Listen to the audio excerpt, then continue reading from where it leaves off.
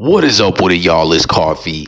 Tapping back in with some updates. How y'all doing out there? Hit the buttons, all that good-ish. But let's Coffee talk it up in the comments, man. What do y'all think about this footage here? Drake feeling himself, man. Settled with iHeart Media, but not UMG. They ain't going out like that, man. UMG gonna fight him tooth and nail.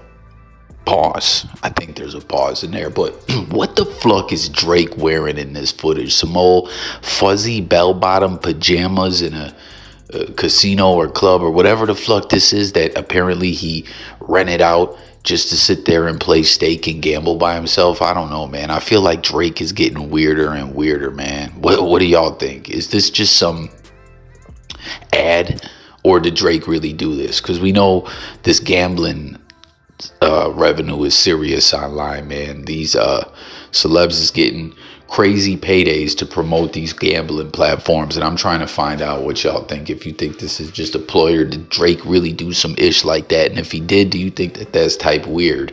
And if you do think it's type weird, do you think Drake is getting weirder and weirder out here in his fuzzy bell-bottom pajamas, man? I need to know what y'all think. I need to hear from the people on this one. I had that hat and those glasses on. And he started with, let me get these glasses. I said, cool. And then he said, and a hat. Talking about this we do? Let me know if this is what we do. It's all good. I don't have it anymore, right? I didn't say anything. Obviously I don't have it anymore. First thought I gave him my chain. I started the first chain from Canal Street. Definitely put me on to my first Cuban link. It was from Canal. That man in the midst of the Jim Jones Cameron beef in full force, I guess we could say. You know, we've seen Jimmy and Capo and Juelz. Juelz always goes with Jimmy when the beef jumps off, but we've seen them have issues before, but it's different this time around. But at the same time, Jimmy's I'm the Church Steps project just dropped. He's doing interviews talking about Mace. He's body shaming him. Pause. There definitely needs to be a pause there. The beef, what I'm getting at is the same thing like with that Drake video with the fuzzy bell-bottom pajamas looking a bit silly. Is this beef real, or is this a ploy? Are they both doing it for their respective platforms? Jimmy's album and Killer in Mace's podcast. I don't know what to make of it. I don't know if it's real deal Holyfield or what. It's kind of a shame, man, that this is where we've gotten to, man. That, are people fake having drama with each other? I mean, I don't know. It's just, things are just out of control today. But I'll tell you one thing. When I seen this, I was like, this is old footage for show, right? But then for a second, I second guessed it. But then I saw everyone saying the same thing. Nah, man, Killer still got the gap going on. Because, you know, Omar Gooden been dissing him, talking about you sold out because you fixed your teeth. I don't know that I rock with that logic at all. You know what I mean? The man wanted to fix his grill. Now he's a hood sellout. He's a total fraud after that. I don't know about that. Then how about this? This is something right here. I can't wait to see this story. Who is this? Layzie Bone? Yeah, that's Layzie Bone. He says that this Bone story is about to be better than that BMF story. So 50 Cent, Bone Thugs and Harmony, bringing us an exclusive. I hope it's a series, man.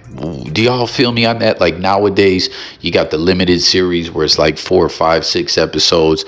You could get a movie, or you could get the series with seasons, and it's like, I like that because it gets more in depth with the storyline. Like the Tupac All Eyes on Me movie, it was all right and all that, but so much was left out of there. You know, like with this content coming, Bone story on the way. This is lit. I feel like Bone gets kind of left out of the mix a lot where they shouldn't. They're legends. They're living legends. They work with Eazy-E. They did crazy numbers for a group. Crossroads, East 99 and Eternal. Like, they were on fire, man.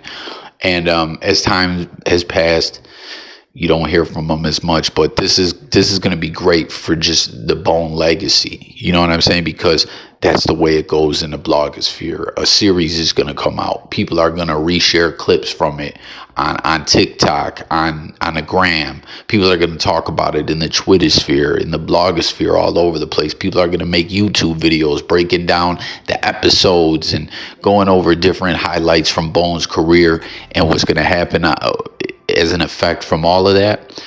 The music is going to get restreamed and Bone will be brought back to life. Not that they're not, you know what I'm saying? They'll have a resurgence, and that's what's so dope about the whole blogosphere, cause and effect, chain reaction type ish we got going on, man. This is lit for Fifth to do this. And how about Layzie Bone taking a little shot at BMF, right? Like, fuck out of here. You thought the BMF story was cool? Well, guess what? It ends with Big Meech snitching. Whether you think he's a snitch or not, I don't know. Let me know, though. And he comes home and wants a little baby and everyone to break him off some money like he's Frank White. Come on, man. Fuck out of here. So tapping in the comments with all that.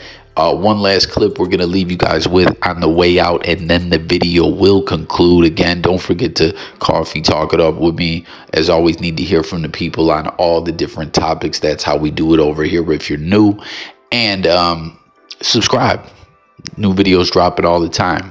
But with that being said, this last piece of content is just a brief clip from the Marathon Burger opening. I'm excited for this, man. I want to get out there and have me a Marathon Burger, you know. But something that's overshadowed Nipsey Hussle's marathon status movement. You know, the marathon continues in entrepreneurship and, hey, fuck the plug, become the plug yourself and all that.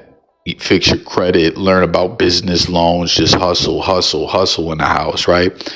That's something that's great, is that this business is opened. And like I was saying in other videos, we've seen Big U, we've seen Cowboy out there selling merch and stuff like that. But when Black Sam's doing it, you know, he's controlling the estate. He's the one that X-nayed that game verse up off, that Nipsey verse up off the game track on Drillmatic. He was like, fuck out of here, you know what I'm saying? Wack 100 was on there talking some bullshit like, oh, he's just hurting Nipsey's legacy. No, he's not.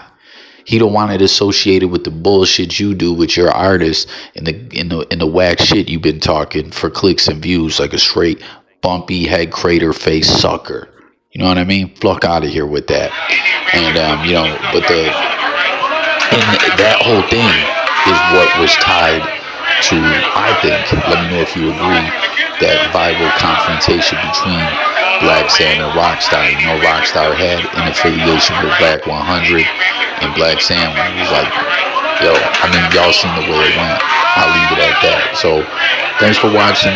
Catch you on the next one. Peace and God bless. Stay focused, y'all.